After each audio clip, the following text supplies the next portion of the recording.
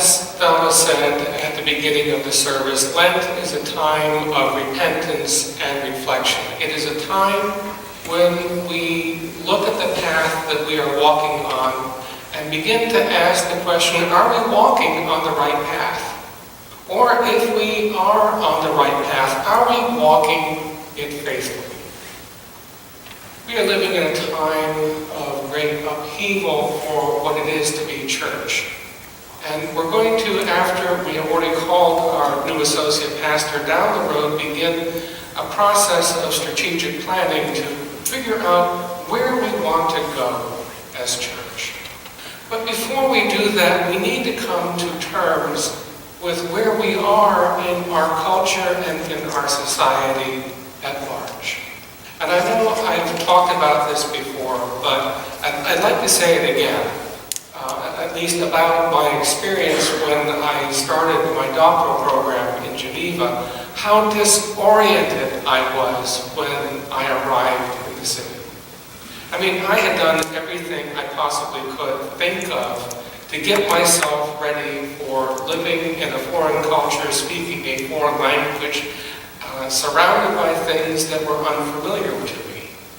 And even though I spent a lot of time reading French novels and was reading French at the graduate level and listening to the Canadian Broadcasting Service in French, and doing all sorts of other research about the city of Geneva so that I would know and be oriented when I got there, it still did not prepare me for the reality of walking out on the curb and feeling like what I was hearing was a language I had never heard before. And I remember the first several weeks getting into situation after situation and committing social gaffes and people looking at me with horror as though I was developmentally disabled.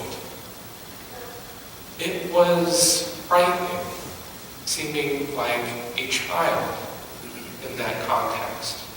And it took a lot of persistence and perseverance and doggedness and not giving up for me to eventually be able to get to the point where I could navigate the culture and navigate the city as though I had been born there. And I remember finally the day came when I was walking down the street and someone approached me and asked me in very, very halting French directions about how to get to downtown.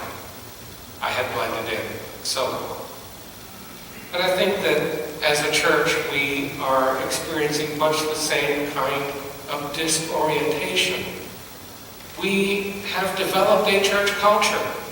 And even though for my entire life since 1958, the church has been in decline, certainly since the events and the aftermath of 9/11, that decline has become exponential. And it's almost as if we as the church are waking up now in a world that has radically changed around us, as though we are Rip Van Winkle waking up 20 years later, and the world is totally different.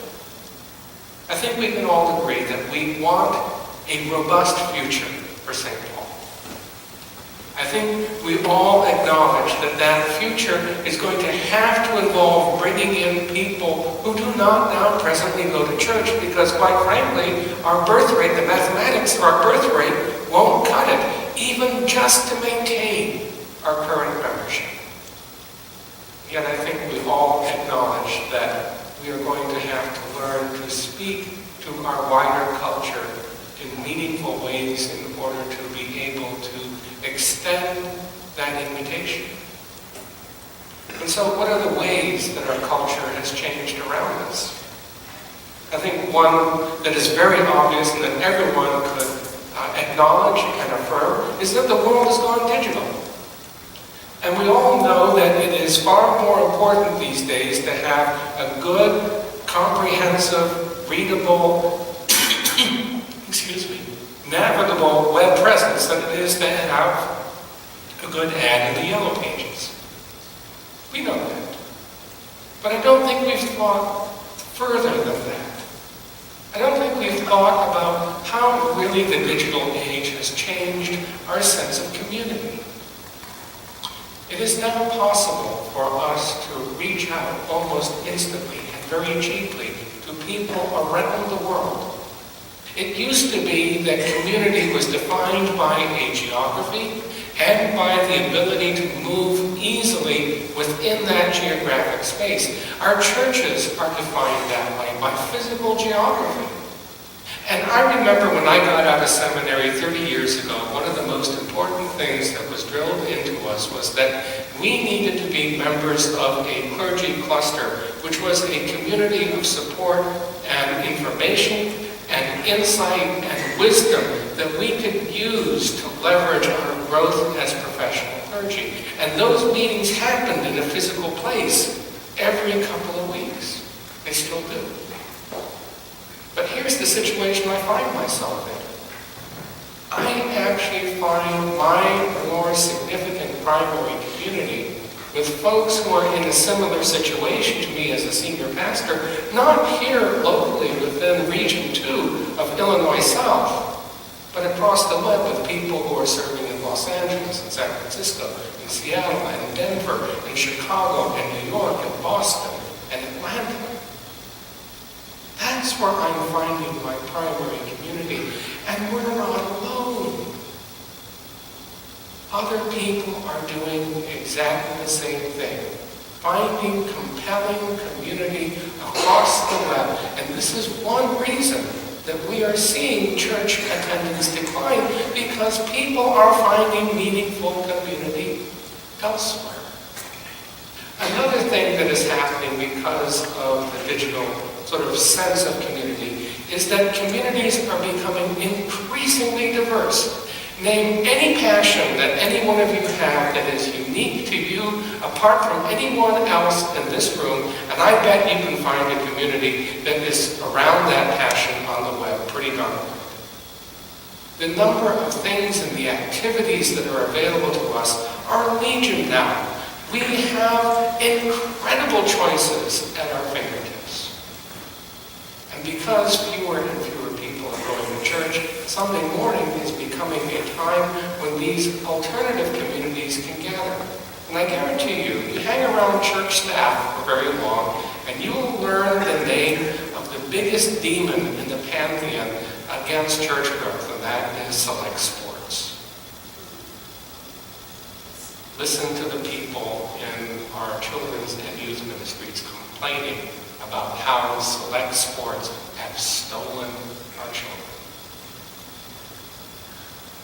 It is the same kind of rhetoric that you hear from any monopoly when it is forced to enter into a competitive environment.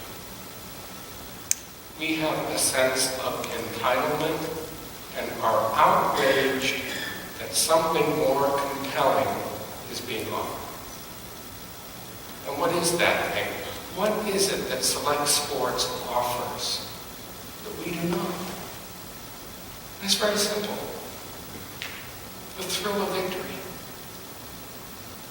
I remember when our daughter Sasha was in high school track. As parents, we never missed a beat. Every time she flew over a hurdle, we were flying with her. Every moment of competition was pregnant with the possibility of victory for her, and we were at that finish line every time. It was thrilling.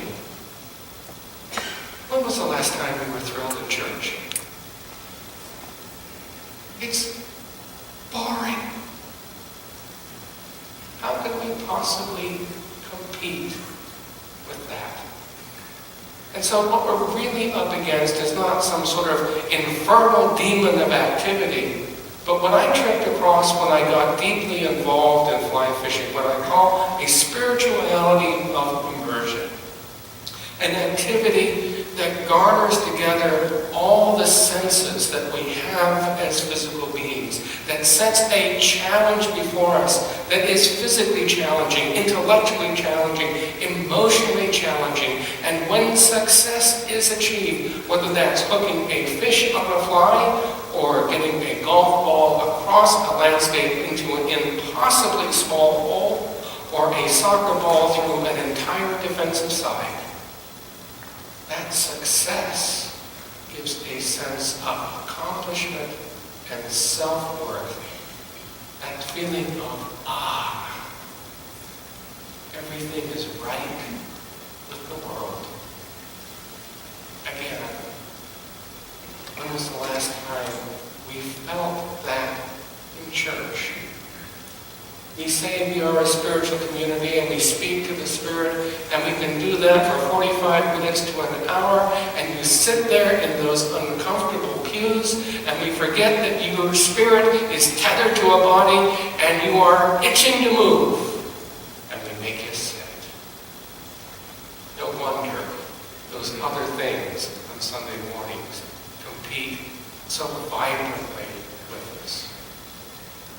There's yet another shift we need to come to terms with, and that is we are moving from being a consumer culture to a culture of contribution. Let me parse that out for you. A consumer culture is one where goods, services, and ideas are moved from a producer and transferred to a consumer. We do that very well in church. We're doing it right now. We've got these experts up here dressed in medieval clothing who are giving content in one direction for you to consume them. And God forbid that you send something back and engage in dialogue, even if it is something as simple as unaffected and unadorned laughter. It's all one way. In the culture of contribution, people want to make a difference. People want to be able to plug into an activity and make a difference in their lives and see themselves making a difference in another person's life. And this is why in the wider culture, at least in church, contemporary service is becoming much more popular because it is a service of participation and contribution. And we saw that last Sunday in our own contemporary service when we reached a critical mass where everyone was singing that song, Amazing Grace. And there was a moment there when we were all together as a congregation, and it was right. How often do we achieve that? If you take these shifts and you think about how we do church and how we act as church and be church, and I think if we're going to live into some of these shifts of culture, we're going to have to rethink how we do church.